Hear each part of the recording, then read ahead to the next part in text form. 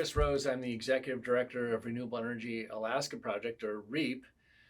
The legislative session down in Juneau just got started about 9 days ago on January 18th. We wanted to give folks a little bit of an update on some of the things that we're watching out for regarding clean energy. One of the bills that we're definitely following closely is House Bill 170 and its companion bill, Senate Bill 123 in the Senate. Those bills were introduced by the governor last April to create the Alaska Energy Independence Fund, which would be housed at ADA. Essentially, it would develop a statewide green bank.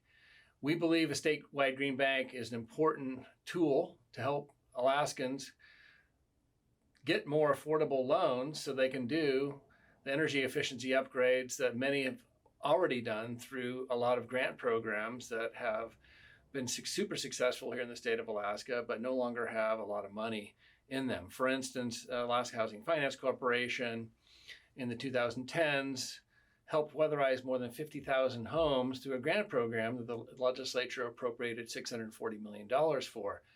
An excellent program. The average savings for those homeowners was 30%, but there's no money to continue that kind of a grant program. So for the last 5 years, REAP has been advocating for a statewide green bank. A green bank essentially is a quasi-governmental institution that designs loan programs that takes the risks out of loans to consumers for things like energy efficiency and rooftop solar. So an Alaska Energy Independence Fund, or a green bank at ADA, would establish programs that would provide affordable loans to people to do those kinds of retrofits.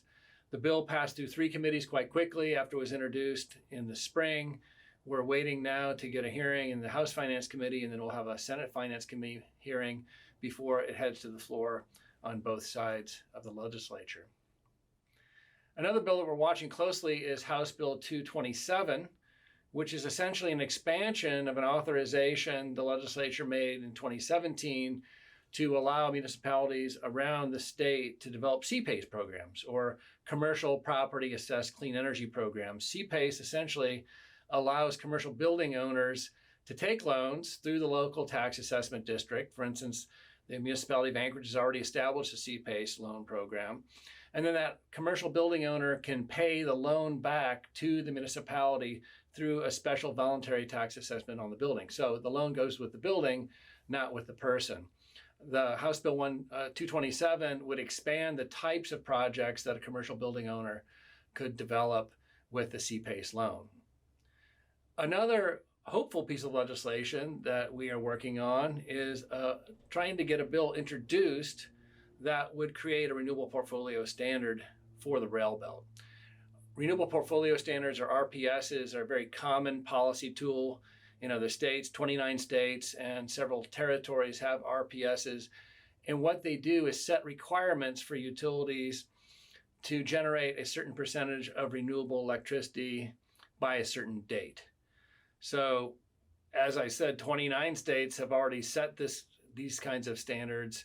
What we developed is a framework over the spring and summer with our Public Policy Committee and our board that would require 80% of the rail belt's electricity to come from renewables by 2040. And the reason we're focused on the rail belt is it's the only part of the state that's now required to have an electric reliability organization, which was mandated by a piece of legislation that REAP worked on 2 years ago.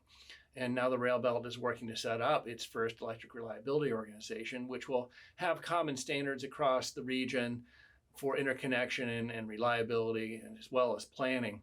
Those are the kinds of mechanical tools that will be necessary to implement an RPS.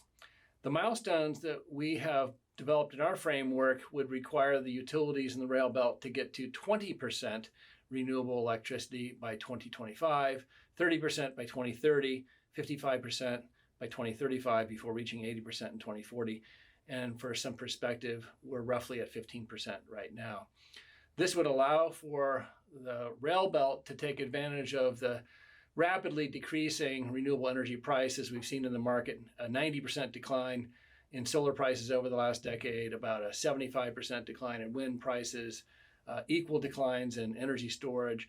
And meanwhile, we see natural gas going up and up. In 1994, for instance, coconut natural gas was about $1.40 an MCF, and now it's hovering just under $8. So we have some of the most expensive natural gas in the country here in the rail belt, and yet we're using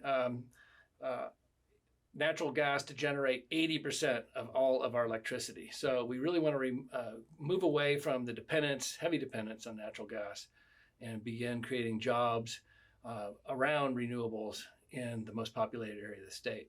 So we'll keep you posted on whether or not a bill gets introduced in the 2022 session. Thank you.